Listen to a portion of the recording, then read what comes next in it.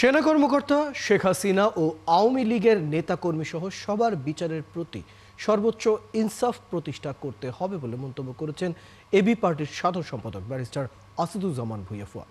দুপুরে রংপুরের public library হলরুমে মহানগরের সংগঠকদের নিয়ে অনুষ্ঠিত কর্মশালায় যোগ দিয়ে এই মন্তব্য করেন তিনি।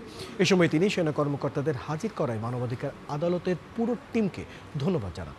সেই সাথে বলেন, সবার বিচারের প্রতি সর্বোচ্চ ইনসাফ, এমনকি হাসিনা সহ আওয়ামী লীগের নেতাকর্মীদের বিচারে ইনসাফ প্রতিষ্ঠা করতে হবে, কারণ ইনসাফ আইনের শাসনের একটি ধাপ।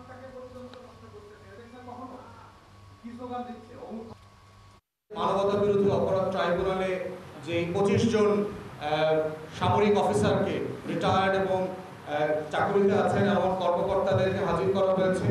আমরা অবশ্যই মানবতা বিরোধী অপরাধ ট্রাইব্যুনাল আইসিটি যিনি চিফ প্রসিকিউটর তাজুল ইসলাম সাহেব আছেন এবং তার পুরো টিমকে আমরা ধন্যবাদ জানাই। আমরা বারবার এটা বলেছি, হাসিনার কথাও তাই বলেছি যে হাসিনা একটা ক্রিমিনাল ফ্যাসিস্ট, কিন্তু বিচারের প্রশ্ন যখন আসবে হাসিনার প্রতি সর্বোচ্চ ইনসাফ করতে হবে, আওয়ামী লীগের প্রত্যেকটা নেতার প্রতি সর্বোচ্চ ইনসাফ করতে হবে। কারণ ইনসাফ আইনের শাসন হচ্ছে একটা রাষ্ট্র হয়ে ওঠার মানদণ্ড।